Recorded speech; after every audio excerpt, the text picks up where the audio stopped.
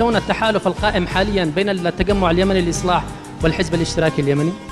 أنا أولا من دعا لقيادة الحزب الاشتراكي والتجمع اليمني للإصلاح أن يتحالفوا. أنا رأست اجتماع في دار الرئاسة لمعظم الأحزاب ودعيتهم أنهم يشكلوا ائتلاف، وأتمنى أن يستمر هذا الائتلاف وأن نتعامل مع كتلتين إلى 3 كتل، سواء كانت أحزاب وتندمج على بعضها البعض أو تشكل تحالفات ونتعامل مع هذه التحالفات، أفضل من أن نتعامل مع 22 حزب.